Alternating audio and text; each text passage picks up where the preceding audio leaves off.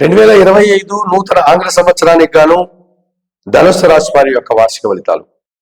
ఈ ధనుస్సు రాశి వారికి ఈ 2025 జనవరి 1 నుంచి డిసెంబర్ 31 వరకు గల ఈ నూతన ఆంగ్ల సంవత్సరంలో జన్మరాశ్యాధిపతి చతుర్థాధిపతి అయినటువంటి గురువు 2025 మే 14 తర్వాత సప్తమ భావం అయినటువంటి మిథున రాశిలోనికి ప్రవేశిస్తాడు.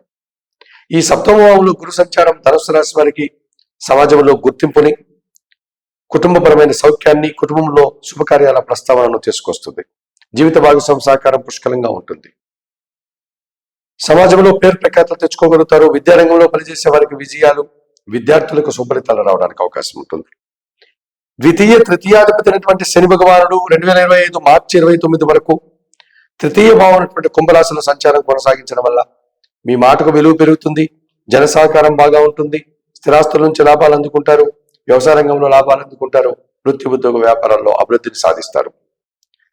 ఇక తృతీయ భావమైనటువంటి కుంభరాశిలో 2025 మే 18 నుంచి రాహు సంచారం ఉంది కనుక నూతన వ్యక్తుల పరిచయం, జన సహకారం, విదేశీ వ్యవహారాలు సైతం మీకు సానుకూలంగా ఉంటాయి.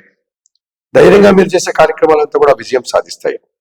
దశమ భావంలో కేతు సంచారం 2025 మే 18 వరకు ఉంది.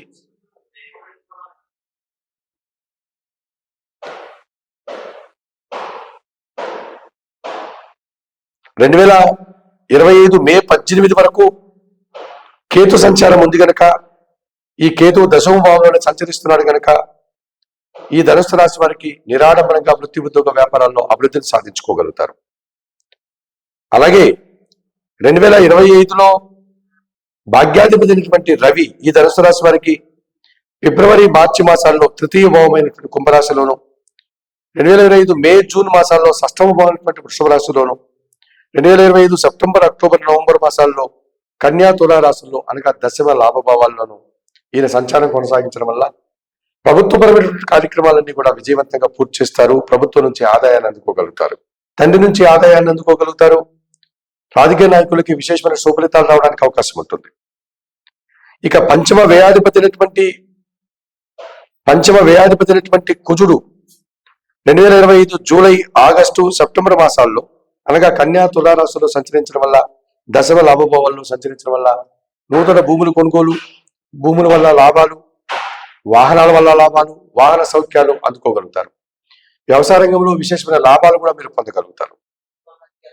మరి 2025 ఆంగ్ల సంవత్సరానికి గాను ధనుసు రాశి వారికి గురువు, శని, రాహువు, కేతువు, రవి, కుజులు అనుకూలంగా సంచరించినప్పటికీ ప్రతికూల గ్రహాల సంచారం, ప్రతికూల సందర్భాల్లో మీరు కొన్ని పరిహారాలు నిర్వర్తించుకోవడం వల్ల శుభలితాలు పొందడానికి అవకాశం ఉంటుంది. 2025 మే 14 వరకు షష్టమ భావంలో గురు సంచారం అంత మంచిది కాదు కనుక సిద్ధి సాయినాథుని ఆరాధించండి. సిద్ధి సాయినాథ స్వామిని దర్శించుకోండి. 2025 మార్చి 29 తరువాత మీనరాశిలోనికి శని సంచారం అర్ధాష్టమ శని కనుక శనీశ్వరుని దర్శనం చేసుకోండి. ఈశ్వరునికి పాలాభిషేకం నిర్వర్తించండి. 2025 మే 18 తర్వాత చతుర్థ భావంలో రాహు సంచారం